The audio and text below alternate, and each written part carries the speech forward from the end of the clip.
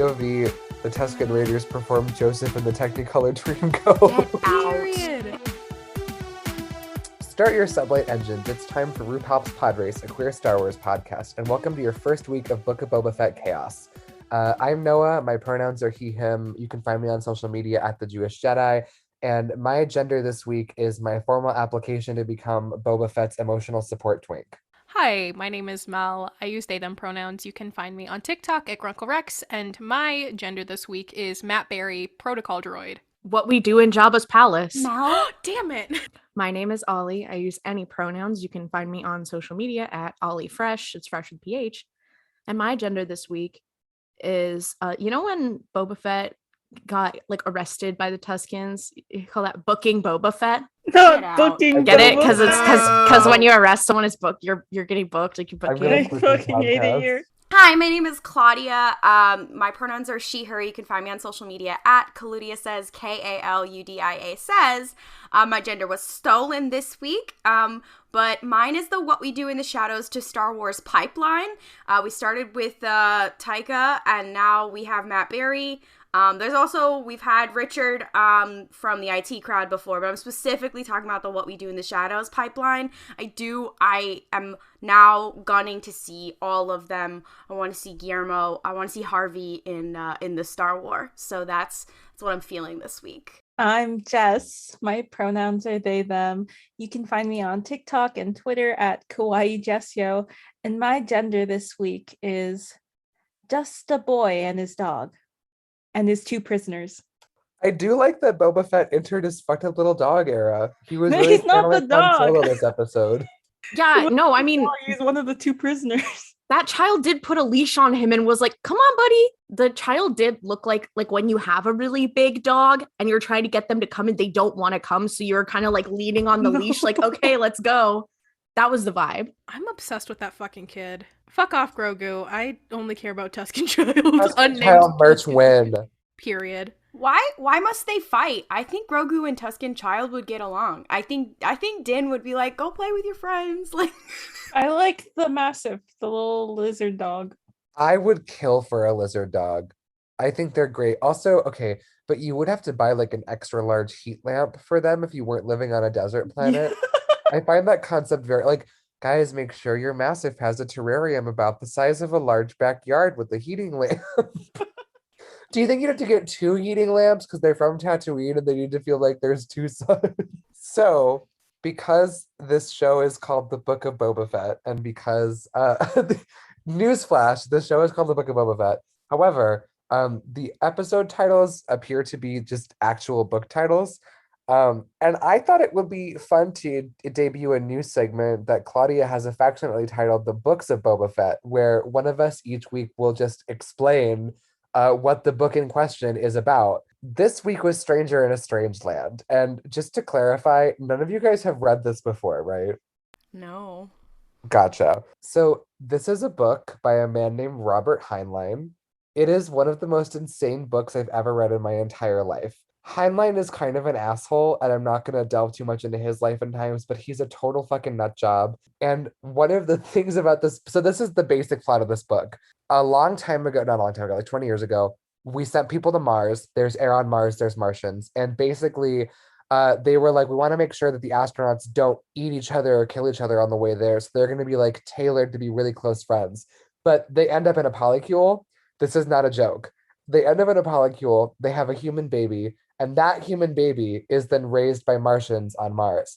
His name is Michael, and they bring him back to Earth, and he has weird Martian superpowers, like that he can teleport, he can astral project, and he can also make things disappear when he doesn't like them. He's like, I'm not a fan of that, and then it vanishes forever, and nobody ever knows where it goes. So would you say that kind of aligns with the plot of this first episode of Book of Boba Fett?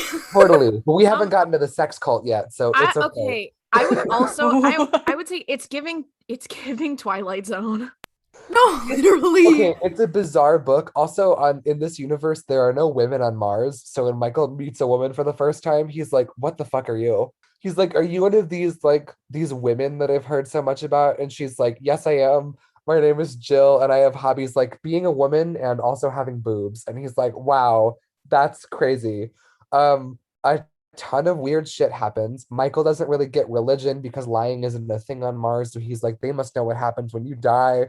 And like, he also basically is like, I know what happens when I die because death is a part of the Martian life cycle where you transcend your physical body and become an old one. And to do this, we also eat our dead as a form of ritual closeness. So he's What really the down for fuck? cannibalism. Yeah, this is a bizarre book. I don't know why they chose it for this episode. This author, hi, what drugs were you on? Libertarianism. So basically, Michael is like, I want to know what happens to humans when they die, but I don't really get it. So he goes to a couple mega churches because in this world, there was a He third goes world to war. what? A couple mega churches. No. Because there are no more nations in this my world. God. There's a bunch of mega religions that run the separate governments, and one of them is astrology. That's at what one I point- always say is I'm like, man, I sure wish Joel Osteen ran a country. No, literally. And like one of the governments is run by an astrologist, and they're like, we want to know why Michael's so weird. So she makes an astrology chart for him. But then she's like, I'm kind of stumped because astrology is Earth centric and he was born on another planet. So then she's like, I'll just make something up. And then He's hands like, it in. he's a Scorpio. That's why he's No, like this. No, literally a ton of other weird shit happens. And then basically Michael discovers God. Like he Martian mind powers so hard that he's like, thou art God, but also I am God. And all the humans are like, what the fuck does that mean, Michael? Jesus? At which point, well, we'll get to that. At which point Michael discovers he has sex with this random woman, and then said woman is like, oh my God, I know what you meant by the thou art God statement. So Michael's like, oh, I can communicate my new religious ideas, but only through banging people. What? And No, then- this is definitely drugs. And then the rest of this book is long and short. Michael and Jill go off and they form a global sex cult. And also, the more times you sleep with Michael, the more superpowers you get and the prettier you are. Also, was this written in the That's actually, 70s? you know what's I don't actually remember what crazy it is, is bro. that is actually what happens to me too. So I get it. So it is at this point they found this sex cult full of like hot people that keep getting hotter from having sex with Michael. This keeps going on, and I I didn't look near know. the end. Also, No, we're almost to the end. Is this Also, by Boba the the way- Tuskens? Also, by the way, at one point, Jill, the other like main woman who's like, I'm a lady, and that's kind of it. She's like, gayness is really bad because the thesis of this book is that heterosexual free love gives you superpowers, but homosexual free love is bad and shouldn't be done hardly ever at all and is terrible. Yes. Okay, so are you done, or is there still more? There's about 2 minutes left in this. No! How is there more? I'm Okay. almost done. Okay, So basically, okay. it is at this point that Michael and his sex megachurch have holy war declared on them by another megachurch, and said megachurch incinerates Michael's sex cult tower thing, but then it's fine because everybody teleports to safety because they can teleport now. And then near the end of the book, Michael goes in front of a crowd that's really pissed at him. They're like, you're weird. And also, nobody likes your global sex powered super cult. And he's like, that's fine. And then they murder him. They tear him apart physically, but nobody in the Jesus? cult is bothered anymore because nobody in the cult thinks death is real.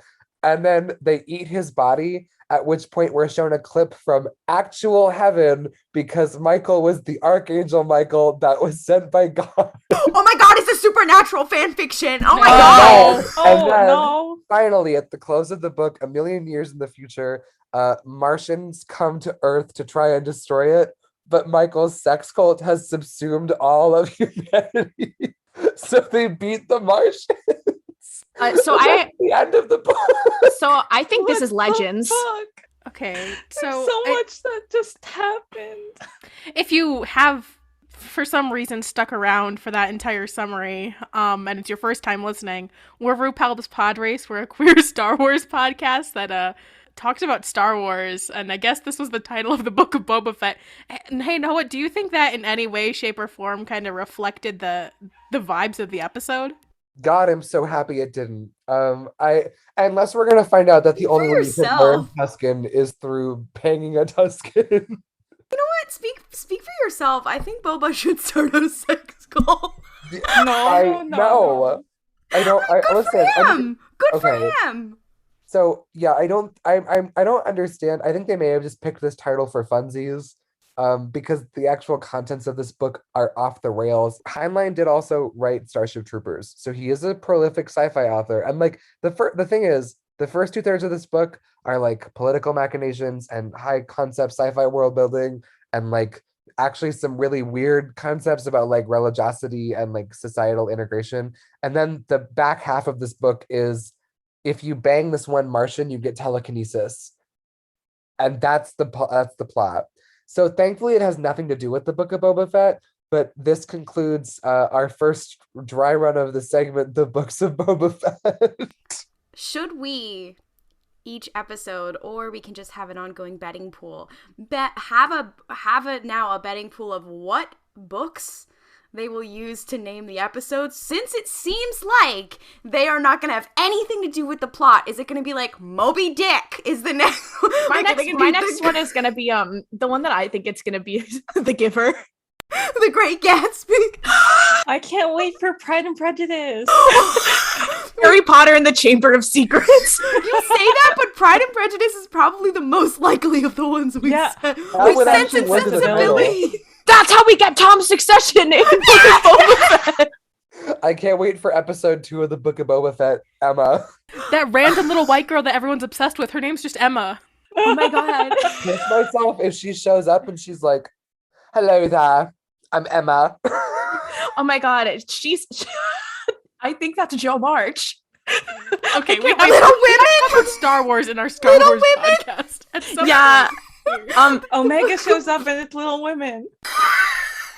Oh my god. I do like Okay. how I do like the idea of them incorporating it, like someone says it like a line in the show, like Boba's talking to Tuskens, he's like, "Man, I really do," or to the Rhodian prisoner, he's like, "Man, I really feel like a stranger in a strange land, don't you?" To be fair, we don't know what the Tuskens were saying. They were like, "Hey, do we think this gentleman's going to try to start a sex cult on our planet? We got to get him out of here right now." Okay. Anyway, do you guys want to talk about the Book of Boba Fett episode I 1? would Yes, love to. please. Not really. I'd love to. I'm just kidding. Party. So yeah, this first episode, it was a lot. I was like very surprised by the tone. I thought it was going to be a lot grittier, and there were like quote unquote gritty parts, but even the parts that were a little darker still had like an upbeat almost feeling. Like it wasn't like you're wallowing in depression, which I was really happy for. Something I quite enjoy that apparently Star Wars does keep doing is in their marketing, they're like, "I'm a badass." Whatever. They did it with Mandalorian, they did it with the Bad Batch, they did it with Book of Boba Fett. They're like, "Yeah, whatever." And then the first episode comes and it's just like, "I'm just a guy having a bad day."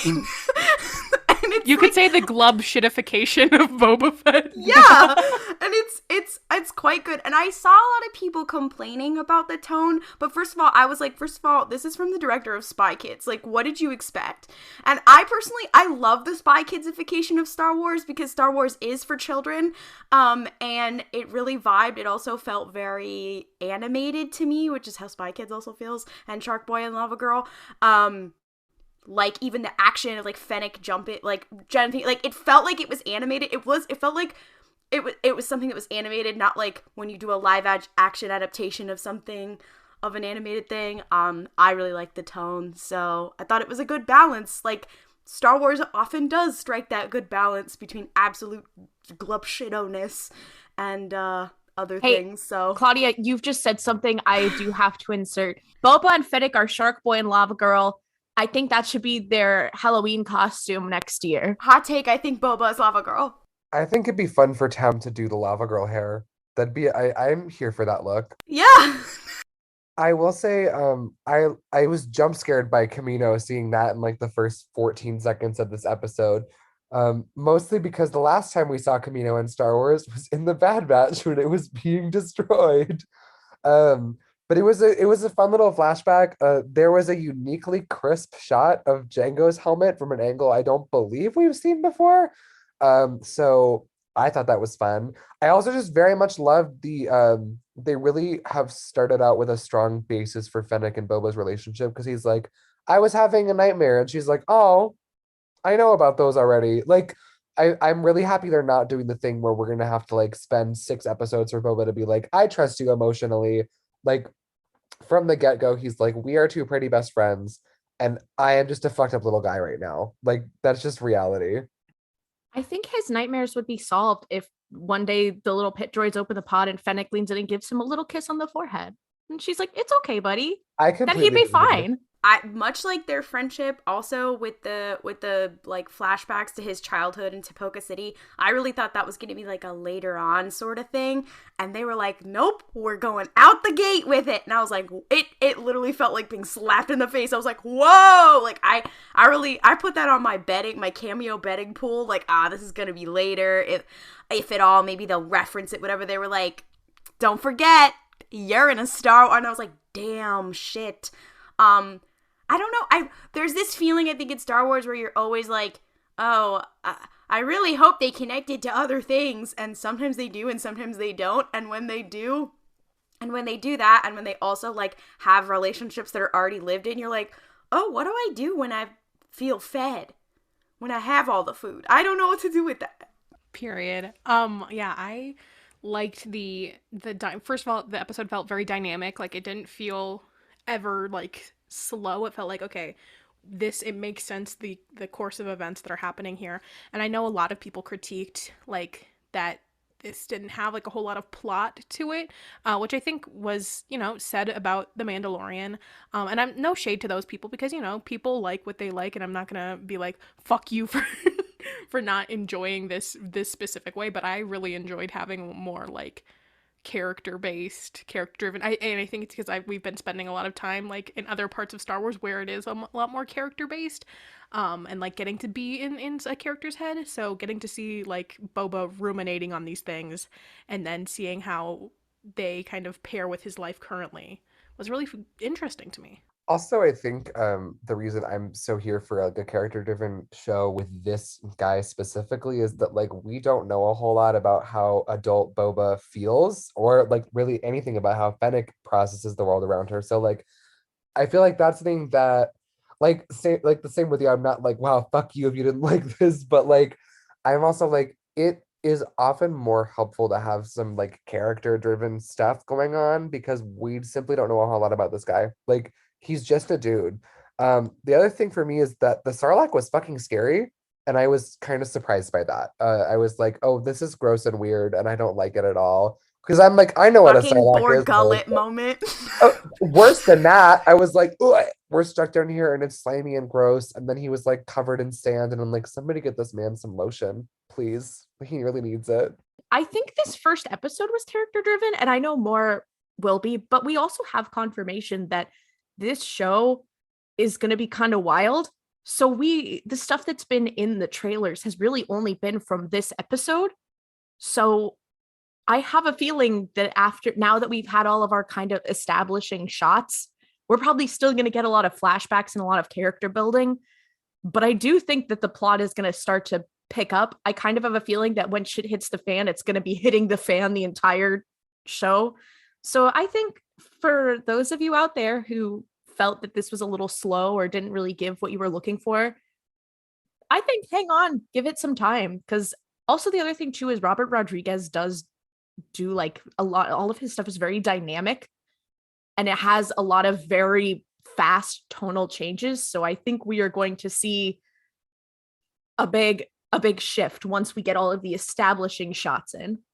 And we do gotta remember this is like a first episode, like kind of what is it called?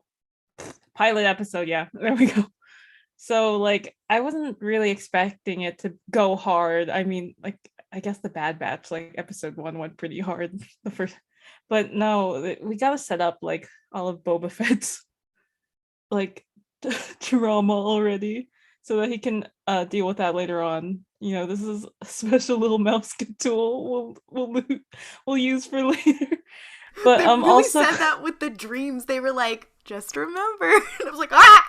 But also, yeah, technically there are some shots from like the trailer we haven't seen yet, like with him sitting around the table with all those other people and them being like, why the fuck should we listen to you? You're not special. Also, where the fuck is Bosk? I want to see him, please. We also have to keep in mind there are a lot of people watching this who probably don't know that much about Boba Fett. So I think a lot of the like, oh, here's Spoka City and here's Jango's helmet was them being like, if you're really a first time viewer, maybe you've seen Attack of the Clones, maybe you just watched The Mandalorian, maybe you haven't seen anything. Here's a little bit of this guy's deal. So we also have to keep in mind that's also happening. Yeah, we gotta explain who this Glub Shido is.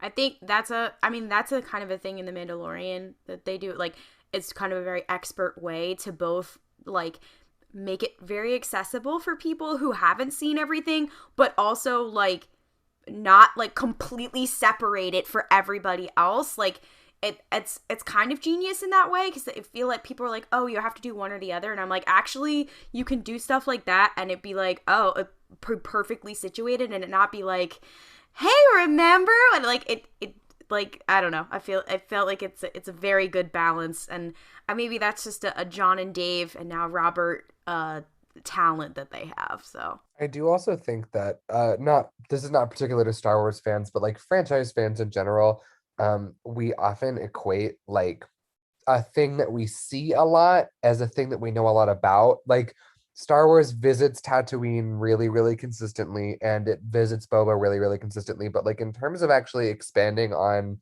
the deeper inner world of those things, it hasn't really done that yet. Which is why I'm also like, I'm really excited to see like watch him go around and be like, these are all the people that have to start paying me taxes because I'm a crime lord now. Like, we don't see the inner machinations of like Jabba doing that. So it's really fun to see Boba like picking that up. Also, personally, I'm really interested in how thoroughly Boba's like, I don't want to kill people. However, like, he's like, Fennec alive, and I'm like, you did blow that man up. Like, less than a minute ago, you were like, it's not because he listen. doesn't want to kill people. It's because he's like, I need information. That was the only reason. I did also love though the okay. number of times that Fennec was like, I can murder him, and he's like, we don't have to. She's like, I could do it right now. Even like, you don't even have to ask. And he's like, it's fine. I swear, like, we'll be good. And she's like, you don't know. I could do it right now.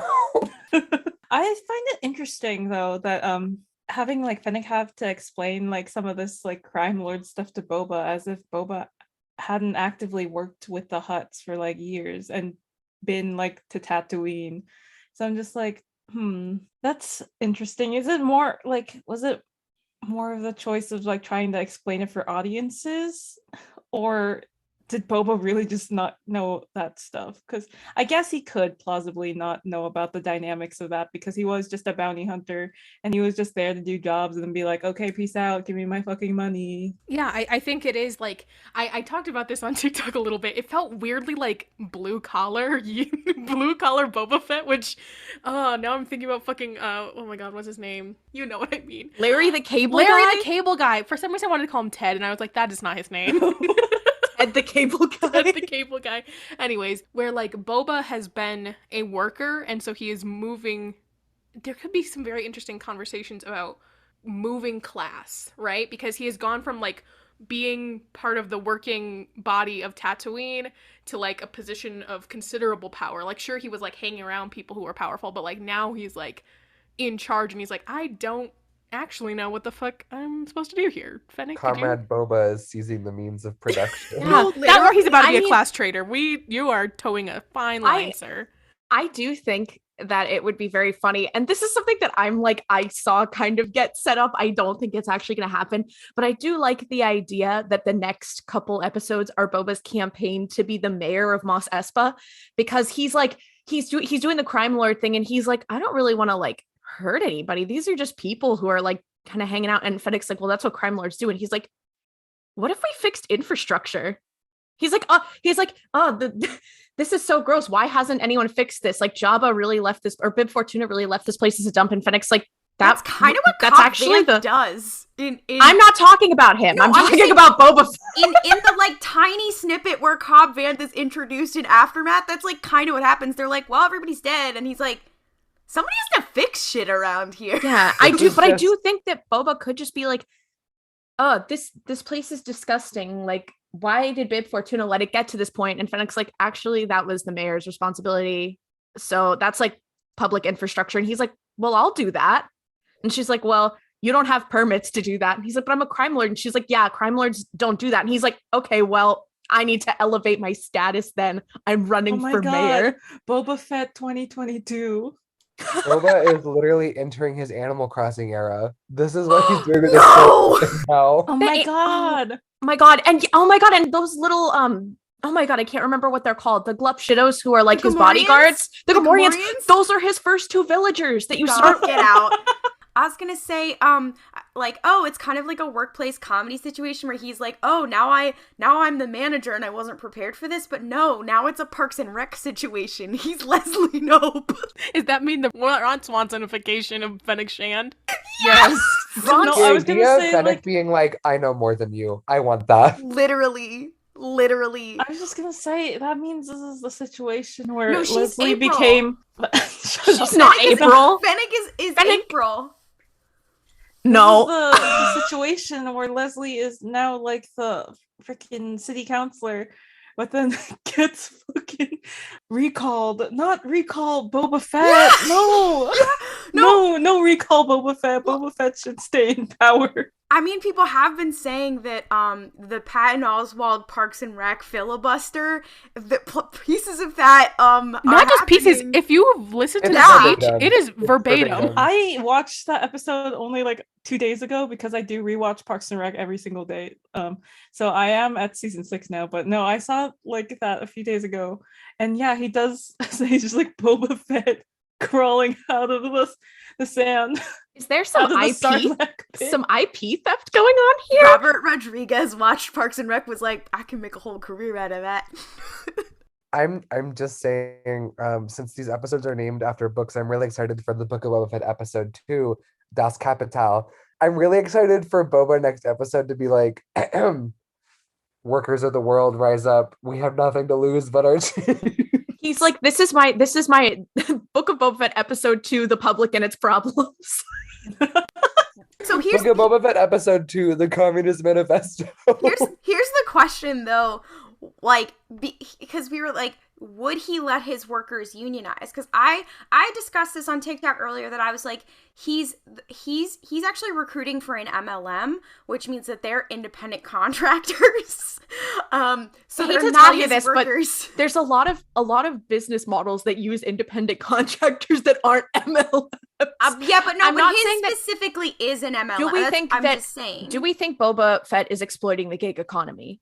I think don't that he is know. used to being exploited, so he's like, I think he tries to, and he starts, and he's like, Fett. no, and he's like, I kind of feel bad, like these people don't have health insurance, so he's like, Fennec, can we like hire them on as permanent like full-time employees? She's like, you realize you're gonna have to pay taxes on like different taxes on that. You're gonna enter a different like tax bracket, and he's like, well, I need to run for mayor so I can change that. Quickly, who is Boba Fett's accountant? Corky Fennec. Kreese. We literally have talked about this. Oh yeah, Corky Kreese. you're right. Sorry, that's It's how a- Corky it's- comes back.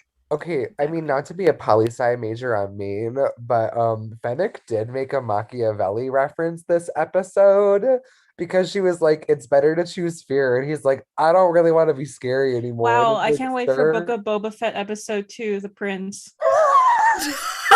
Book of Boba Fett episode 3, The Republic.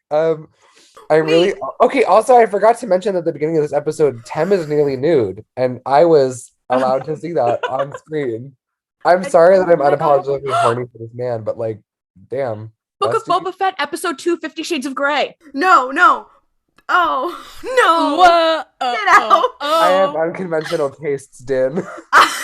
I was going to say Book of Boba Fett episode 2, A Modest Proposal. No.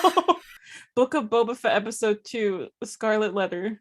No. Who is Hester Prynne? Quickly! Who is Pearl Prin? Pearl Prin's the little Tusken child. Period. End of You're sentence. absolutely True, right. Bestie. Speaking Why of are Boba we Fett- not entering Boba our Fett- Star Wars English class era? Boba Fett is the freaking priest who's like, that's so crazy that you're pregnant anyway. What about the Book of Boba Fett episode 2, The Scarlet Pimpernel? Okay, who is stealing what? Quickly, what is happening there? What's Book of happening Boba there? Fett episode 2, The Crucible. Okay, we Get can't. out. Wait, no, I'm sorry, one more. Book of Boba Fett, chapter 2, Star Wars, Thrawn Ascendancy, Lesser Evil. Get out. Wait, That's a really great segue, because there was something, if we're talking about Bober like establishing his little crime lord moment, and he was like, wait a minute, I actually don't know how he ran this whole business. The way that I was like, oh my god, Thrawn and Eli moment, he's sitting there and he's like, okay, shit, what do I do? Like, he's this, like, formidable warrior, very capable, whatever, but, like, with the politics pieces where he's like, I have no fucking idea, and he has to have his pretty best friend be like, okay, this is what you have to do. I was like, oh my god, it's Thrawn and Eli! Anyway. The way that all roads lie back to Supernatural and Thranto for you is truly Claudia, I'm not people okay. standing in a room and she's like, it's just like Brando. I'm not gonna lie. I enjoy Boba and Fennec together. I think that they could be cool. I think it's very rare to see interracial couples in franchise media, especially when they're two people of color, and especially when they're like over the age of 40. So I think that it would be really cool. They have a really nice dynamic. I just think they could be the next Chimera, but Claudia wasn't necessarily on board before this episode. And I was thinking, if we got to this first episode and she wasn't into it, I was going to find a way to like pull something out of my ass and make it about Thranto so she would like it. And she did it by herself. I didn't even have to do anything. Listen. I did also see some like fan art and stuff on Tumblr, and I was like, you know what? Maybe I am on board. Maybe I am. Also, there are two disabled icons, because in The Mandalorian, when they're like, surprise, Fennec is alive, she's like, hey guys, I got a new stomach. And she's like, oh my god, colostomy bag moment. And she's like, she's a disabled icon. And then in this, you're like, chronically ill and disabled icon Boba Fett, where he's like, I'm about to kill some bitches. However, I do need to go home and get my juice. And then I'll be back. I've ran out of spoons. Someone get me back to my bactic tank right now. This man is so relatable, and I don't know, I think it's just cool that it's like, oh, the most badass man in the universe, he's a disabled icon. It's kind of like having that chronic pain and disability for Boba Fett is like how Thrawn has IBS. Please, I'm gonna choke. Thrawn's lactose intolerance is Boba's chronic pain from a result of a traumatizing injury. I was going to kind of segue in a nice, not IBS route, because I wanted to talk about the Tuskens, but you know, it's fine. Something I've been thinking a lot about with Book of Boba Fett is Boba's relationship to the Tuskens, because we see that obviously in this episode, like they are essential to his survival. They pick him up, and of course they are brutal to him. He is a prisoner, up until what I assume at the end of the episode, I think it is alluded to that he is going to befriend them. I'm happy to see that because I am a Tusken enjoyer, but like having to reconcile this history that the Tuskens have had in Star Wars for us as viewers, because up until The Mandalorian, they have never been given really any nuance or kind of like, I don't want to say grace, but like they have always been a stereotype of Bedouin and indigenous people. I say Bedouin, I name them specifically the nomadic Arabic people, because George Lucas cites the Bedouin people as like the aesthetic inspiration for the Tuskens, which I think is very obvious if you look at Bedouin wardrobe. And then like the Tuskens, and like that's, you know, problematic because the Tuskens are a brutal and violent people. And I think that in terms of them being a reflection of how Westerns view indigenous people is very obvious in like A New Hope, because, you know, A New Hope is not quite a Western, but it has Western influences from the film genre. And someone in that cowboy and Indian narrative has to be the Indians, and it's the Tuskens in that case, with the scene with Obi-Wan and Luke. They're the land defending itself, right? This is more of a legends thing with the Tuskens, but like there's very specific narratives about them being quote-unquote protective of the water, protective of the natural resources of Tatooine, which, you know, interesting connection there in terms of like how indigenous people are portrayed and actually like culturally what is important to them. And so that's something I think about a lot and have to reconcile with, is like, these have been largely very problematic portrayals of Indigenous people, you know, because for one, they are explicitly stated as to be the Indigenous people of Tatooine. That's not me just being like, oh my God, they're like coded. Like, no, like this is like, they are Indigenous people. But of course there is like, you know, the racial coding that comes with that, because we're here viewers in the real world. Like in the larger Star Wars universe, those are some nasty things for those people to be like, but that's because they're them. But like as viewers, we are seeing them as like people who are clearly thinly veiled, like allegories for groups of nomadic people. Let them be like the Bedouin or Indigenous people, and that's not great. But seeing in Boba Fett that they are, yes, like violent and brutal, we're seeing it from a little bit more of a nuanced perspective, because the Tuskens, you know, pick up Boba. First of all, they do in the end like save him from just pure death on Tatooine.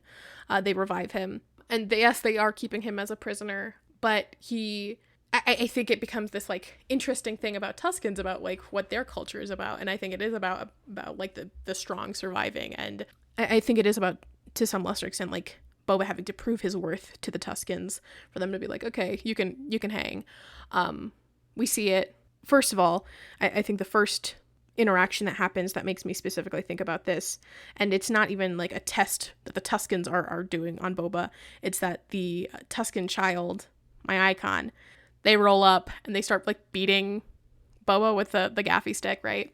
And later in the episode, Boba gets a chance to strike the child and he doesn't, and that is like a sign that, hey, he respects the autonomy of these people, even though they might not respect him. Which is cool, because that's not something we've really seen up until like The Mandalorian, where Din clearly has an appreciation and respect for their culture and understanding that like these are their practices.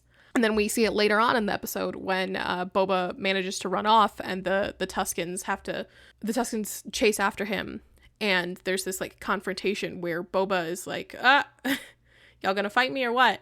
And the Tuskens send one of their warriors up to Boba, and they don't strike Boba first. Boba has to experience like a trial by combat almost with these Tuskens, where he strikes first at the Tusken, and clearly he gets his shit rocked regardless. But like that is a testament to like, okay, he's proving his worth. And then at the end of the episode, obviously, first of all, he like saved the child from harm. And comes back to the village, and the Tuskens are like, okay, you're cool. You can roll with us. And I'm really excited to see from there what we are going to get about Tuskens and their culture beyond brutality. It seems like we're almost in a new era of Tusken stannery. They're like, yeah, seems like kind of a shame that you guys got the short end of the stick for so long. Like you said, they've been done so dirty. And I think even in Attack of the Clones, it was almost like, oh, you need to see a little empathy for them because Anakin killed their entire village. And I'm like, hey, that's not a great way to build empathy. Like, that does not make me feel like, oh, anyone in that situation is like, that was just so not good. I'm excited to see the Tuskens actually getting fleshed out beyond, maybe we kidnap people, maybe we hit Luke Skywalker with a stick. I'm very excited. What was interesting, though, was a lot of people remarked on that in The Mandalorian, they used, like, it was not real sign language, but they used, like, a sign language, and they didn't hear. And some people on TikTok were talking about that they were like, oh, they were probably different tribes, and they have different languages, which I thought was, like, a cool way to explain that probably the production was different. But also, if people want to, the first time that I saw the Tuskens be humanized before The Mandalorian, I believe it was in the season 2, correct? I cannot recommend the From a Certain Point of View stories enough, because they humanize both the Tuskens and the Jawas.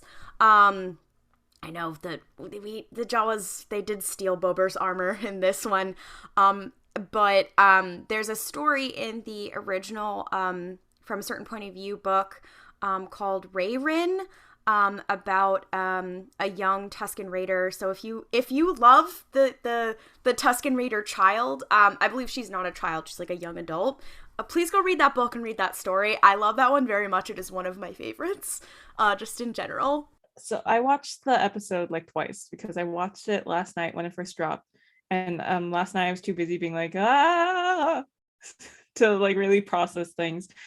But then going back and watching it like a second time, like earlier today with my older sister, I did like be like, yeah, okay. Because when I watched it last night, I was kind of upset because I was just like, damn, are they demonizing the Tuskens again? Like, this is kind of fucked up. I wanted the Tuskens and Boba Fett to have a nice time together.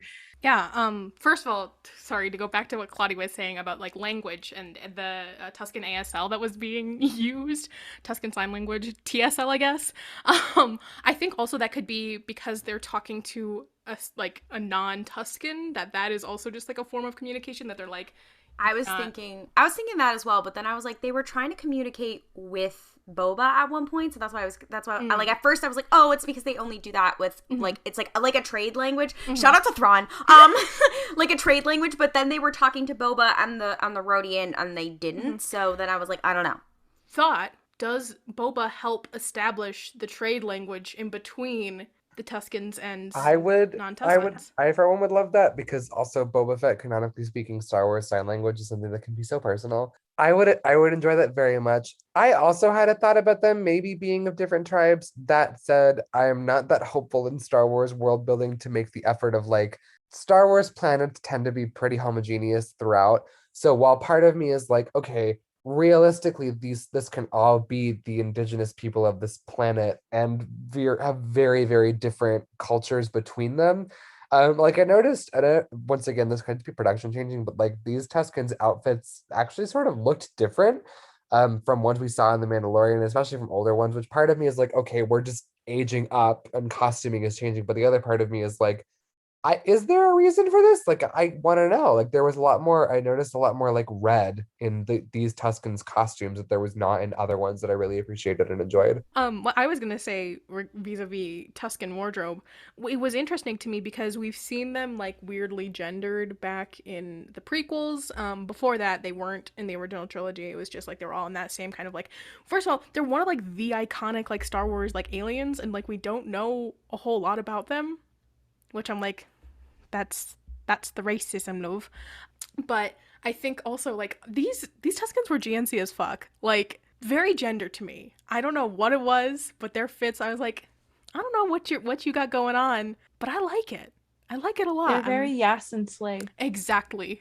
They're so Yass and Slay. The Tuskens are Yass and Slay. I agree. I was gonna say, if we're talking about outfits, I love when Star Wars is like poetry rhymes, and you mentioned the point of like they gave him the moment to be like, okay, what are you working with, whatever, and he like gains their respect through battle or whatever, which is how Mandalorians operate as well. So now like what's interesting is we've spent a whole series, and we're probably going to also in this one learning about Mandalorian culture, and we're going to be learning about Tusken culture and how they're similar. I just love that, and I'm going to love the parallels there. And I know a thing that a lot of people have wanted and are hoping that they address is like how Mandalorian is Boba, how Mandalorian was Jango. Will he be rediscovering his identity? And if he's doing that through identifying with a similar culture, I just think that's cool and neat. Boba Diaspora Fett. Much to think about. So much to think about, bestie. Speaking of outfits, trans Twi'lek, how are we feeling? Because I think so that it was, just Disney shitting the bed and forgetting that. But we can pretend. Yeah, it probably is. It most likely is. Well, so let's explain. Let's explain first for those of you who aren't deep in the shits of Star Wars lore like we are. Gender lore. Yeah, Star Wars gender identity. But Twi'leks have two different types of ears. Conventionally, female Twi'leks have these ears that look like cones. And male Twi'leks have ears that are like little pointy elf ears that just look like human ears. In the scene where they go to the cantina, the green Twi'lek man who's like, hey Boba, I have huge man tits. He had Boba does check him out. That was wonderful. He had cone ears, so that's like, oh, that's like a biologically female thing that Twi'leks have. So it's like, oh, is he transgender perhaps? He's saving up for cone surgery? Stop. I was gonna say, like, even if that was a production oversight, that was still, like, the queerest moment for me, because it was literally Fennec clocking Boba and being like, even if Boba didn't get it, whether or not you interpret him that he did, it was literally Fennec clocking it and being like, I mean, okay. Like, all right. I was like, oh, is that a lot to unpack here in my Star Wars? What? I loved this episode so far, but I did feel like whoever's doing the makeup for Twi'lek specifically, they either looked really, really good or really, really bad. Like that first Twi'lek that came in, who was like, the mayor doesn't want to come see you because you're not a girl boss yet. Like I was like, oh, okay, this is You're not very Yass and Slay. yeah. The mayor is like, you're not Yass and Slay enough for me to come have brunch with you, so I'm not gonna do that. So like he looked fine, but then the green Twi'lek, who is an icon, I was like, girly, you do look like the 1998 Hulk movie or whatever year that came out. I was like, please, somebody get an airbrush and do some shading because it was this monogram. I was like, Cham Syndulla didn't die for this. No, not Cham Syndulla. Cham Syndulla is still alive. Shut up. He's never died. He was actually in the sequels. You just didn't see him. He was just off He was screen. actually in the show. I just didn't notice him. Wouldn't He's he the be reporter. like an old man by then? No. Cham Syndulla is trying to recruit Boba to his polycule. That scene was also very crazy to me because I like that this woman, we don't know her name yet. I'm so They excited. said her name. Did they? Her name is Garsa Fwip. Somebody on Twitter noticed, they were like, is this the only place that we've seen so far on Tatooine that has central AC? And also, to have that much money, they call her Madam Fwip. Is it a brothel? Like, is it? Because Well, they're gambling and they had like a bar and like Max Rebo and his band is Max over there. Rebo performing Okay, at a brothel? I'm not What's gonna wrong lie. with that if he is? Listen, I'm not gonna lie. I do believe that it was, or at least Yeah. has some aspect of that is, because when she was like, "Do you want to partake in our silly little activities?" I don't I'm like, know "Oh," and how then else. I do, then the I other- do believe she does describe it as being serviced. Well, she says I do remember she she said also- about like the Gamorreans and about the whatever, but like I was like, yeah, this is clear, right? Like this is Yeah, I think that they were gonna. She was like, "Do you see my two little friends? I've got one of both sexes. You can kiss them on the mouth if you would like."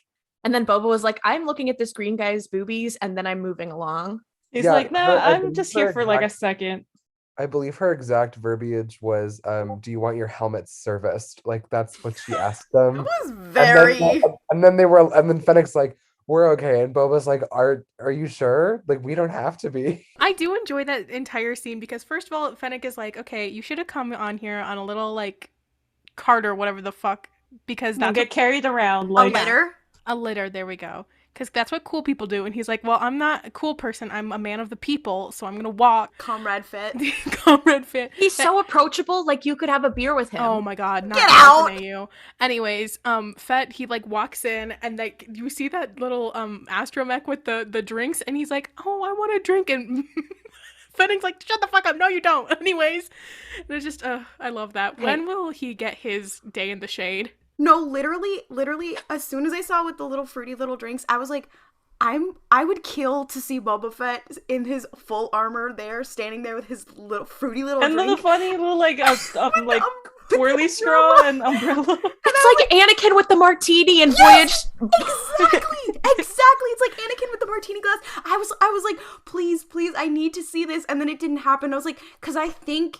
And this is something that I wanted when they were like, when they announced this show, whatever. And I was like, I hope that this destroys every toxic fanboy's dreams about Boba Fett. And I think Boba Fett standing after a male Twi'lek hit on him, holding a fruity little drink. I think that would be the nuclear bomb that would end all. This is how Kathleen Kennedy ruined Boba Fett. Woke SJWs made Boba Fett have a good time for like 15 minutes. And literally, that would give me infinite power. So like I was so ready, and I was like, damn it, just give him a little drink. I do just want to talk about Max Rebo for a second because I was so happy to see him.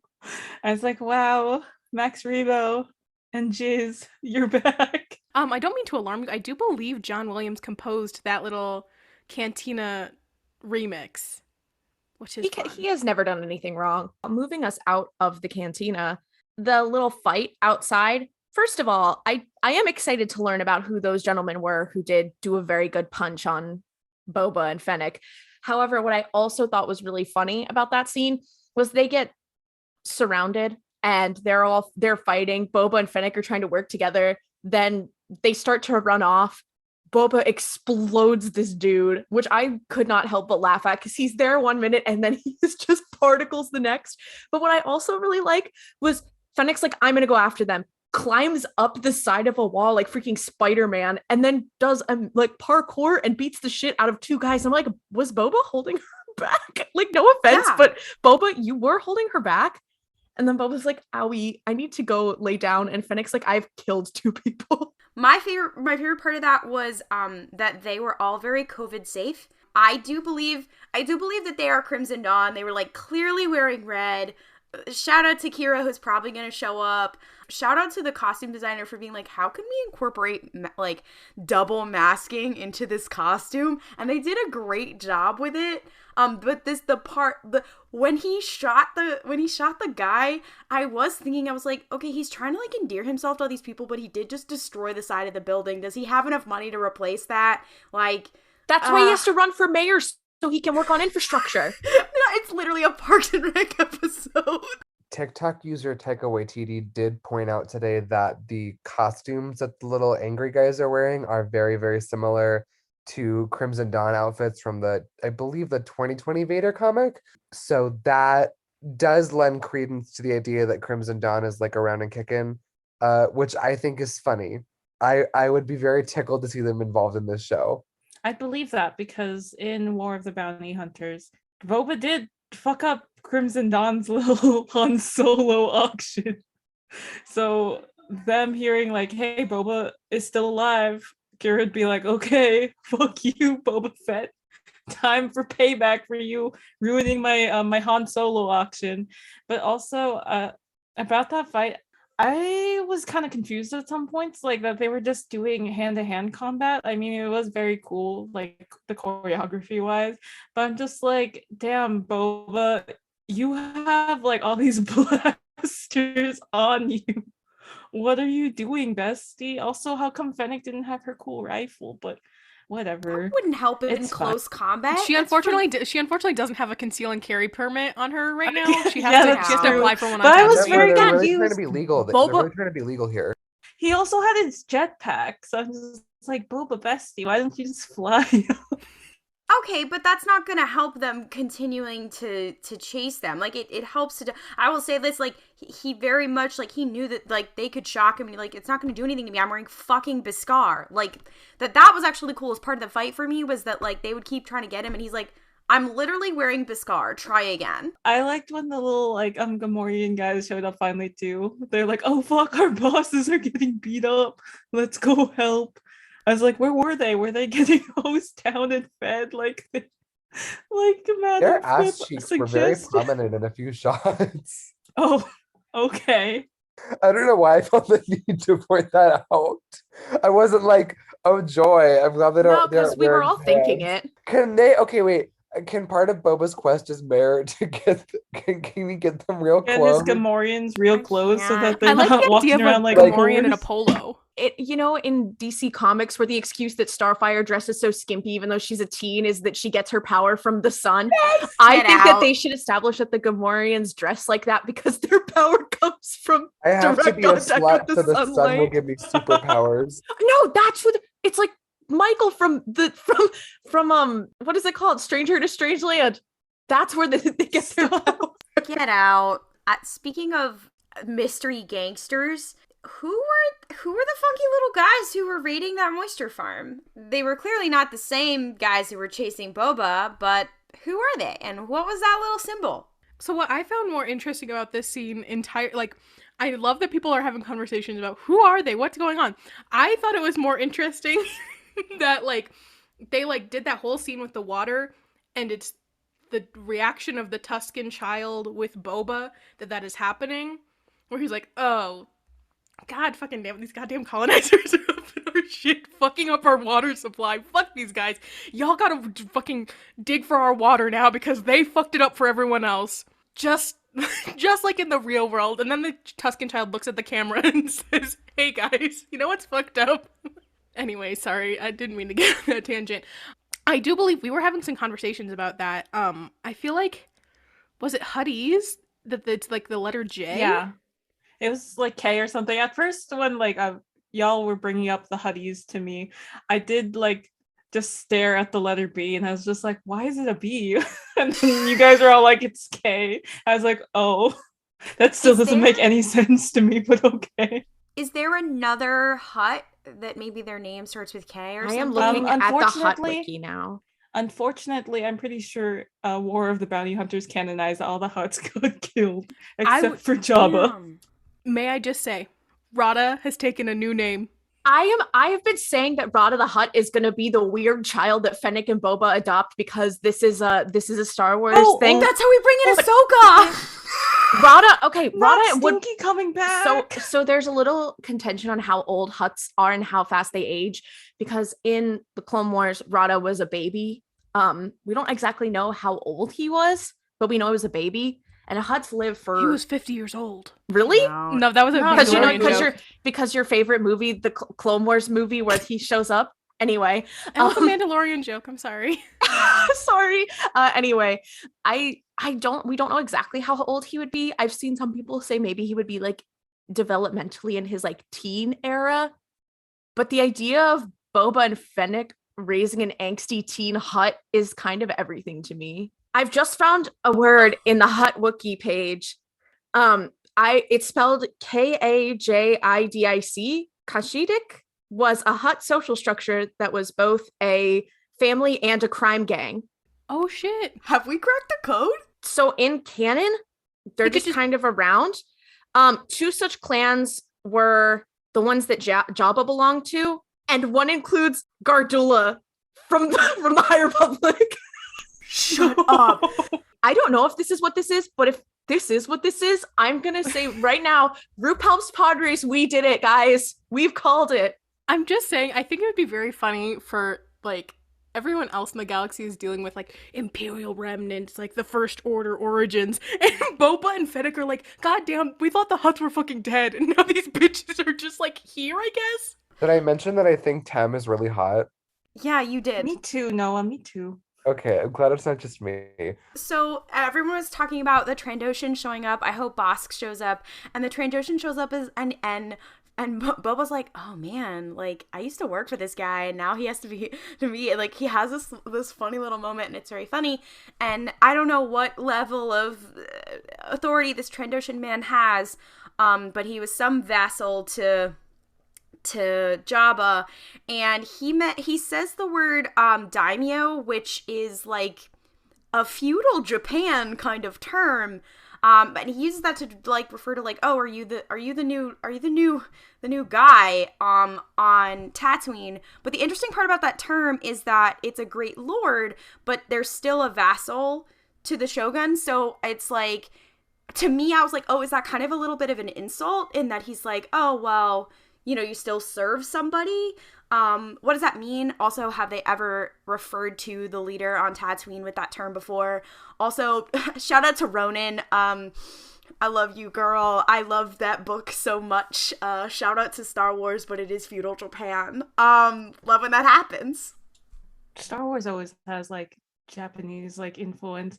There's also like, you know, that concept art during the credits of Boba looking at his fun little armor on the like stand thing and his rifles. That does mirror like how you know, samurai would like display their armors with their katanas. So that's a fun little moment too. The music, a lot of people did when the theme came out. I was like loving that it does sound like a sea shanty. Shout out to the Dune Sea, the sail barge. Love that. Also, I just realize that like Boba grew up on a planet made of water, and now he's ruling over a planet made of sand. He grew up on a desert just like the planet. Beach mold. He's on the reverse Beach mold. That's what his back tank is. I very much love the visual storytelling, and a lot of that, I mean, a lot of the people who worked on the show said this is too, like, it was really a testament to Tem's acting, which was phenomenal. I just gotta say, Boba's droid, Jackie Daytona, you're my favorite. Boba Fett, like the focus on Boba Fett as a disabled king, I hope it doesn't get problematic. I know a lot of people mentioned the parallels with Vader, and that like Vader is this very powerful person, but then he has to go rest in his little egg. And I hope it's more of like this is a part of who he is now and figuring out his identity. Less of this is his one flaw and that's the reason that he's not a perfect badass. I hope it's not that, because we must have a disability praxis here. I really enjoyed this episode. I feel like I brought a lot of expectations into the Bad Batch, and then it immediately shit the bed. I'm gonna come out and say it. I am Bad Batch phobic. Unwhitewash the Bad Batch. I can't do it anymore. Anyways, I came in with a lot of expectations for Bad Batch, and so for this time around, I had my one desire. I wanted to see Tuskens in Boba Fett, and I wanted to see them represented not just as, like, needlessly brutal people, but rather, like, people with cultural practices. I got that in episode 1, so we can either go only up from here or crash directly down. I'm hoping for the first of the two. I'm really excited to see Boba and Fennec get to be adult friends. You know, I am part of the Bobenic hive mind, but I also am just happy to see them as two individuals who get to be friends. My expectations are nowhere, and that's exciting for me. I also learned my lesson with the Bad Batch about like having expectations walking into a new Star Wars property.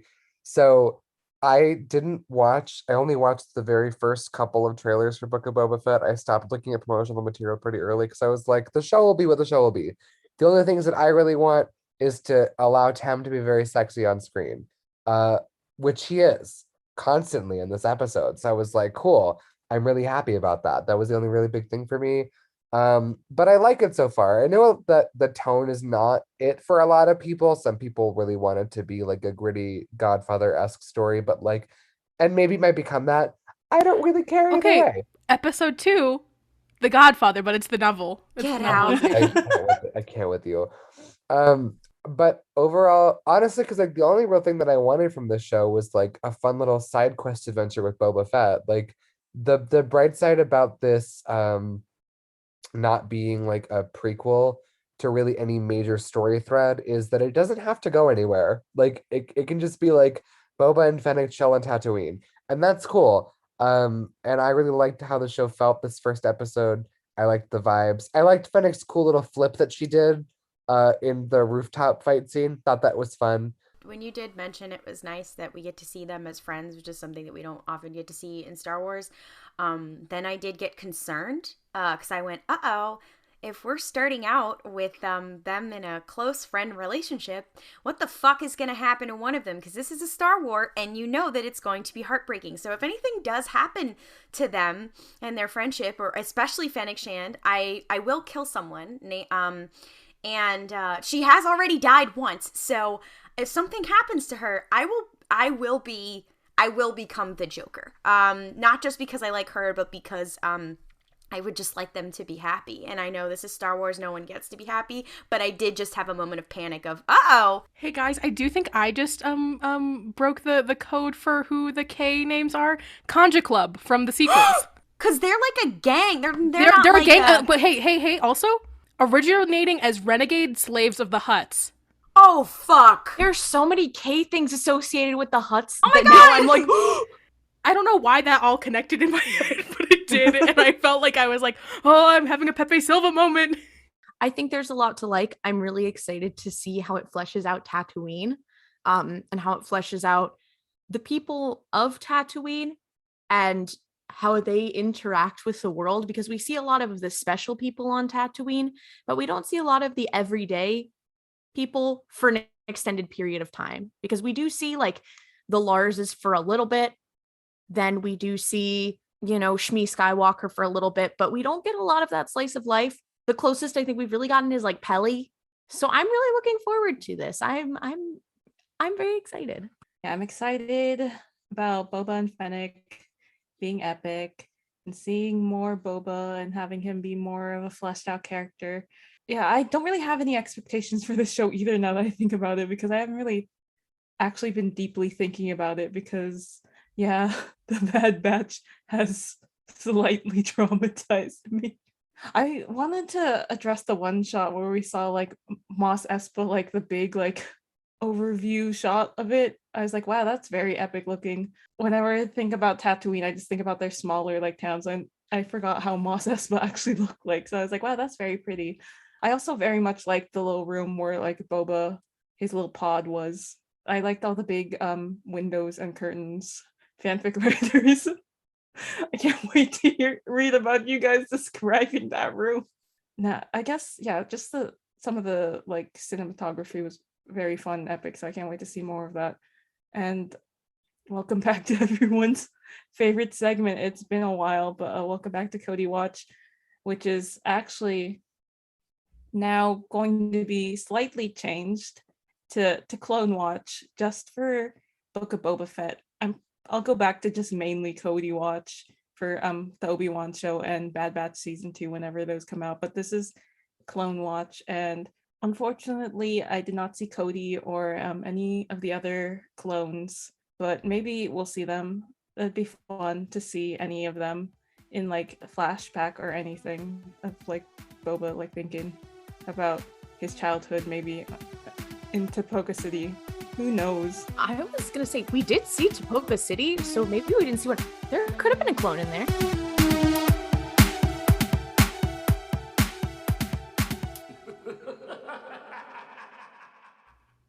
Welcome to our favorite segment of the podcast, Name That Ship. Basically, this segment, one of our hosts goes to the dark reaches of AO3 and finds a fanfic to present to the other hosts. And it is their responsibility to guess what the ship of this fic is. We mean no disrespect with this segment. Fanfiction writers are the backbone of our community. And most of the time, these ships are just like, it's just fun. It's like fun, crack, lighthearted type ship. The tags usually tell a story, and that is half of the fun. For example, the fic that I have brought today, the tags tell a story. Are you all ready? So I chose this fic in particular. I went to hunting after I watched this episode of Book of Boba Fett. I had one character in mind that I was like, I have to see what you have to give me, AO3. And this is what I was given. The title of this fanfiction is Character A Gets Turned on Caffeine and Gets a Boyfriend. What? Good for them. Additional tags. This post was made by I Go Wild on Caffeine Gang. I literally wrote this because Character A deserves love. Also because I love Found Family. I meant to put more of my OCs in, but I was caught up in the euphoria of Character A getting a boyfriend and loving his son. Is it Din Djarin? No, it is not. Is it Django? Oh. No, it is not. Is it a like male ship? Yes, it is 2 men. I'm trying to think of people who have sons. Is it Anakin? Is it Nope. somebody who has a son in canon? Well, okay. This becomes... There's so many layers to this, right? One of these characters... What era are these characters? Prequels? Sequels? That's a Rebellion great Empire question. era? That's a great question. I guess I would describe them as original trilogy. One of these characters was in this episode of Book of Boba Fett. Was it Boba Fett? It was not Boba Fett. And what the other character does transcend Fennec? time. They're both men. Nick was in the original trilogy. I'm trying to think of crossover. The way that my first thought was Matt Berry torture droid. That is probably not it. No, it is not. Laszlo Cravensworth. I mean, that Is it the droid little, was in the the green original little guard? trilogy. Gamorreans? No, nope. I was like, do they raise a child together? I think they should. They should. Okay. Was it someone from Jabba's palace? Yes, it was. Is it Max Rebo? Yes, it is Max Rebo. Max Rebo is character A. Is it Sice Noodles? No, it is not. Is it another, like, it's glub? It's a man. I would not describe him as a glub shitto, but I also don't really think about him that often. Why was my first thought Cutler Are Clan? they a human? Yes. Is it Cobb Vanth? No, it is not. Max Is he someone Rebo slash Cobb Vanth. Is he someone who lives on Tatooine? No. Are they a Jedi? No. A bounty hunter? I don't think so. Were they also in this episode? No. Are they presently alive in canon, or is this a No. redo? They're not. They are not alive in canon. I don't know if they Is it Jango Fett? I don't know if they're even a canon character. Oh, never mind. Oh, I was thinking about Jango A Fett. Legends character? Yes. Revan. Oh. No. Okay. Mary Jade. Wait, No. Revan will be would too we young at all this know point. this character? That's though? true. We all know this character. Yeah. Revan's only a Jaster child Marie. right now. Yes, it is Jester Marie. Jaster Mareel. Wait, Jaster Mareel / Max Rebo. Yes. That who's the baby? Is it Boba? I think it's Obi. Jango! No. I think it's Obi-Wan Kenobi. Wait, What? Huh? Who's baby? So this is a part. Okay, this is part of a series called Max Rebo, his friends, his space boyfriend, and his ex-Jedi son. What? And the characters in this fic, Max Rebo, Jester Mareel, mentions of Obi-Wan. I mean, I get that makes sense. So I'm assuming Obi-Wan Kenobi is Max Rebo's beautiful son. The fic I have brought today is called His Fault. It is a 3 characters. Oh, a polycule. So on brand. This does not have anything to do with Book of Boba Fett. I apologize. It's rated teen and up. The relationships are character A / character B, character B / character C, character A / character C, character B / character C / character A. So those are the relationship tags. Characters are character A, character B, character C, Ahsoka Tano. Additional tags. This is gonna give it away. The other tags are hurt / comfort, swearing, and Star Wars polyamory week. Can you give us a summary? Character A can't let his partners take the heat for his failure. Even if it wasn't a failure he could blame himself for. Are these 3 men? 2 men. Prequel era, sequel era. Is this Anakin, Padme, and Thrawn? No, I wish it was. No, this is I'll give you the other tag that I didn't say. It is Imperial Defectors AU. Wait, it's not Eli, Callus, and who would be the third one? Karen? Callus is one. Not Eli? Is Zeb Not Eli. another one? Not I'm Zeb. sorry, Jess? Is Zeb another No. one? Zeb is not in this. Okay. So they're I all think- Imperial defectors? This was written before Rebels ended. Oh. All of them are Imperial Is defectors. Hera in here? No, she is Cassian not there. Andor? No. Is Price? So is not Price Eli? in here? No, it's not Eli. There's no one from the Thrawn books in here. So Price is not in here. Price is not. Is Blonde Price in here? Because here's the thing. I thought yes for a Are second, they all but no. characters from Rebels? Yes. Is Bodhi one of them? When is not Bodhi in in Rebels? Rebels? Quickly. I was literally like, wait a minute, did I miss an episode with Bodhi in Wait, Rebels? they're all Imperial defectors? Correct. Admiral Constantine? Not get Okay. Constantine out of here. Admiral, Okay, whatever he's question. AP5. No, it's not AP5.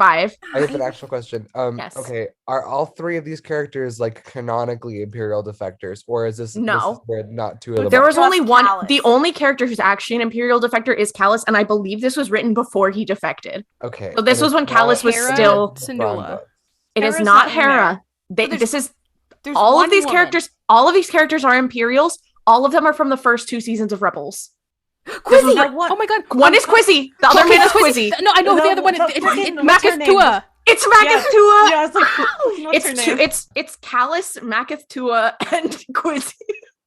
Why is he always Quizzy? Tua was in the Thrawn books. She's in the first Thrawn book. She was in the first Thrawn book. I'm so sorry. Callus does a little boo-boo, so he's like, I don't want everyone else. So he's gonna throw himself like on the blade and be like, "It was me.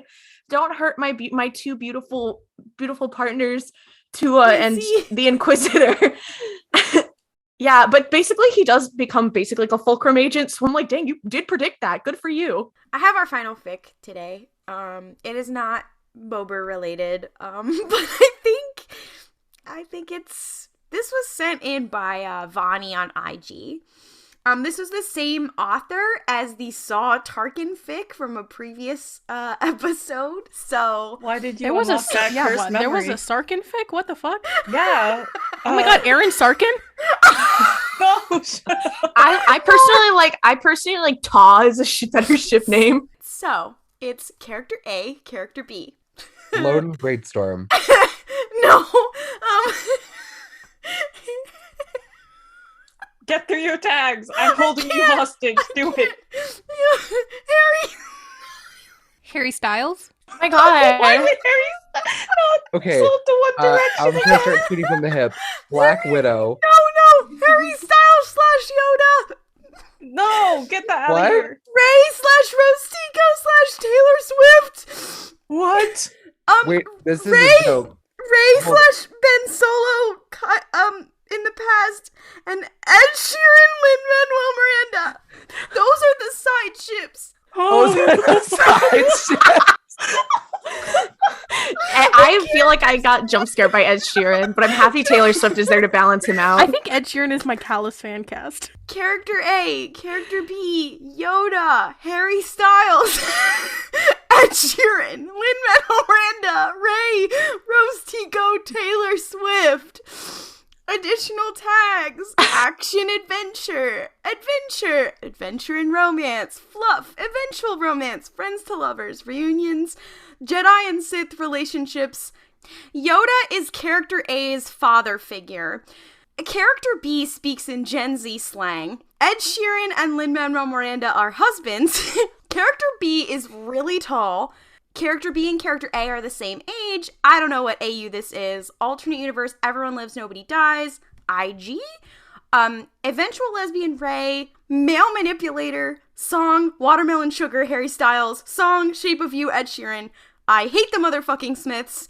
Character A is a directioner, and Character B is a Swiftie.